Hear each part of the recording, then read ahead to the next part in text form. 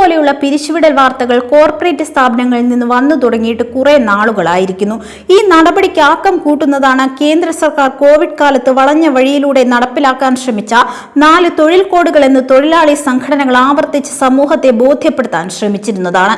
മാത്രമല്ല, സാമൂഹ്യ പ്രവർത്തകരും മനുഷ്യാവകാശ സംഘടനകളുമെല്ലാം അതിന്റെ പ്രത്യാഘാതങ്ങൾക്കെതിരായ പോരാട്ടങ്ങളോട് കൂടെ ചേരുകയും ചെയ്തു.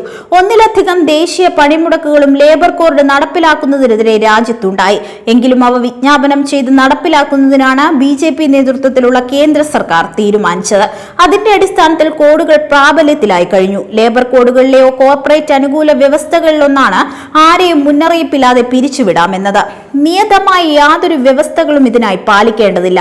അതിന്റെ പിൻബലത്തിൽ തന്നെയാണ് US ആസ്ഥാനമായുള്ള മെഡിക്കൽ കമ്പനി കോറോ ഹെൽത്ത് സംസ്ഥാനത്തെ ഓഫീസുകളിൽ നിന്നും മുന്നറിയിപ്പില്ലാതെ 800-ലധികം ജീവനക്കാരെ കൂട്ടത്തോടെ പിരിച്ചുവിട്ടിരിക്കുന്നത്. പതിവ് പോലെ രാവിലെ ജോലിക്കെത്തിയപ്പോൾ തങ്ങളെ പിരിച്ചുവിട്ടിരിക്കുന്നു എന്നറിയുന്ന ജീവനക്കാരുടെ മാനസികാവസ്ഥ ഊഹിക്കാൻ പോലും ആകാത്തതാണ്. അതാണ് ഈ സ്ഥാപനത്തിലെ ജീവനക്കാർ നേരിടേണ്ടി വന്നത്. രോഗികളുമായി ബന്ധപ്പെട്ട കോഡിംഗ് സേവനങ്ങൾ നൽകുന്ന സ്ഥാപനത്തിന്റെ ശാഖ 2021 കൊച്ചിയിൽ പ്രവർത്തനം ആരംഭിക്കുന്നത്. 2024 കോഴിക്കോട് കേന്ദ്രീകരിച്ച് രണ്ടാമത്തെ ശാഖയും തുടങ്ങി. രാജ്യത്ത് നിരവധി സംസ്ഥാനങ്ങളിൽ ശാഖകളും ലക്ഷക്കണക്കിന് ജീവനക്കാരും സ്ഥാപനത്തിനുണ്ട്. വെള്ളിയാഴ്ച സാധാരണ പോലെ ജോലിക്കെത്തിയ ജീവനക്കാരോട് കമ്പ്യൂട്ടറുകളിലെ തങ്ങളുടെ ലോഗിൻ അക്കൗണ്ടുകൾ നീക്കാനും ജോലിയിൽ നിന്ന് പുറത്തു പോകാനും ആവശ്യപ്പെടുകയായിരുന്നു. സംസ്ഥാനത്തെ 2 ഓഫീസുകളും നിർത്തലാക്കിയതായി അറിയിക്കുകയും ചെയ്തു. HR മാനേജർ അടക്കമുള്ള ജീവനക്കാരെയാണ് ഒറ്റയടിക്ക് ഒഴിവാക്കിയതായി അറിയിച്ചത്. പുതിയ ജീവനക്കാർക്കൊപ്പം തുടക്കം മുതൽ ജോലി ചെയ്യുന്നവർ ഉൾപ്പെടെയുള്ളവർ ഒരു ആനുകൂല്യങ്ങളുമില്ലാതെ പുറത്തു പോകേണ്ടി വരുമെന്ന സാഹചര്യമാണ് ഉണ്ടായത്. സ്ത്രീകളടക്കം തൊഴിലാളികളോട് പിരിച്ചുവിടുന്നതിനുള്ള കാരണം പോലും ബോധിപ്പിച്ചില്ലെന്ന് മാത്രമല്ല, പതിവ് പോലെ ജോലിക്കെത്തിയ 100 കണക്കിന് ജീവനക്കാരെ ഓഫീസിൽ പ്രവേശിക്കുന്നതും തടഞ്ഞു. ഇതിൽ ഗർഭിണികളും രോഗികളും അടക്കം ഉണ്ടായിരുന്നു. ശുചിമുറിയിൽ പോലും പ്രവേശനം നിഷേധിച്ചു. വിഷയമറിഞ്ഞെത്തിയ സാമൂഹ്യ പ്രവർത്തകരും തൊഴിലാളി നേതാക്കളും ഇടപെട്ടതോടെയാണ് അതിന് അനുവാദം നൽകിയത്. സ്ഥലത്തെത്തിയ ജനപ്രതിനിധികളും നേതാക്കളും തുടർ ചർച്ചകൾക്കായി നടപടികൾ താൽക്കാലികമായി മരവിപ്പിക്കാൻ ആവശ്യപ്പെട്ടു. ഇന്നലെ തൊഴിൽ വകുപ്പുമായും 10-ന് സർക്കാർ തലത്തിലും ചർച്ചകൾ നടത്താമെന്ന് ധാരണയിലെത്തുകയും ചെയ്തു. എന്നാൽ ധാരണകളും ഇടപെടലുകളും അവഗണിച്ച് ജീവനക്കാരുടെ അക്കൗണ്ടുകളിലേക്ക് 2.5 മാസത്തെ വേതനം നഷ്ടപരിഹാരമായി നൽകുന്ന നിഷേധാത്മക സമീപനമാണ് കമ്പനി അധികൃതർ സ്വീകരിച്ചത്. ഇന്നലെ തൊഴിൽ വകുപ്പ് അധികൃതരുടെ സാന്നിധ്യത്തിൽ ചർച്ച നിശ്ചയിച്ചെങ്കിലും കമ്പനിയുടെ ഉത്തരവാദിത്തപ്പെട്ടവർ എത്തിയില്ല. നിയമോപദേഷ്ടാവ് മാത്രമാണ് പങ്കെടുത്തത്.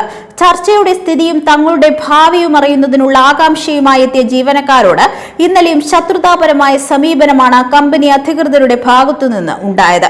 അകത്ത് പ്രവേശിക്കാൻ അനുവദിച്ചില്ല. സ്ഥലത്തെത്തിയ വിവിധ സംഘടനാ നേതാക്കൾ ഇടപെട്ടാണ് അത് സാധ്യമാക്കിയത്. ഇന്നലത്തെ ചർച്ചയിൽ ഉന്നതതല ചർച്ച നടക്കുന്ന ജൂലൈ 10 വരെ തൽസ്ഥിതി തുടരണമെന്ന് തീരുമാനിച്ചിട്ടുണ്ടെങ്കിലും ഇപ്പോഴത്തെ സാഹചര്യത്തിൽ ഒരു കോർപ്പറേറ്റ് കമ്പനിയിൽ നിന്ന് അനുകൂല സമീപനം ഉണ്ടാകുമോ എന്ന സംശയമാണ്. കമ്പനിയുടെ ഉത്തരവാദിത്തപ്പെട്ടവർ ചർച്ചയിൽ പങ്കെടുക്കുമോ എന്നും അനിശ്ചിതത്വത്തിലാണ്. എല്ലാത്തിനും കാരണമായി ചൂണ്ടിക്കാട്ടപ്പെടുന്നത് കേന്ദ്ര സർക്കാരിന്റെ ലേബർ കോഡുകളിലെ വ്യവസ്ഥ തന്നെയാണ്. പ്രസ്തുത കോഡ് അനുസരിച്ചാണ് നടപടിയെന്നും നഷ്ടപരിഹാരമെന്നും കമ്പനി പറയുന്നു. കേന്ദ്ര സർക്കാർ വിജ്ഞാപനം ചെയ്തെങ്കിലും LDF സർക്കാർ അതിന്റെ അടിസ്ഥാനത്തിലുള്ള ചട്ടങ്ങൾ രൂപീകരിക്കേണ്ടെന്ന് തീരുമാനിച്ചതാണ്. ലേബർ കോഡിന്റെ അപകടം ബോധ്യപ്പെടുത്തുന്നതിന് നടത്തിയ അവസാനത്തെ ദേശീയ പണിമുടക്കിൽ നിന്ന് വിട്ടുനിൽക്കുന്ന സമീപനം സ്വീകരിച്ചവരാണ് ഇപ്പോഴത്തെ സർക്കാരിന് നേതൃത്വം നൽകുന്നത്. എങ്കിലും അവർ ലേബർ കോഡുകൾക്കെതിരായ നിലപാടുള്ളവരാണ്. അതിനാൽ സർക്കാർ തലത്തിൽ നടക്കുന്ന ചർച്ചകൾക്ക് നിർണായക പ്രാധാന്യമുണ്ട്. 100 കണക്കിന് ജീവനക്കാരെയും അവരുടെ കുടുംബജീവിതത്തെയും ബാധിക്കുന്നതാണ് ഈ പ്രശ്നം. അതുകൊണ്ട് പ്രശ്നത്തിൽ കർശന നിലപാട് ഇനി ഉണ്ടാകേണ്ടത് സംസ്ഥാന സർക്കാരിൽ നിന്നാണ്.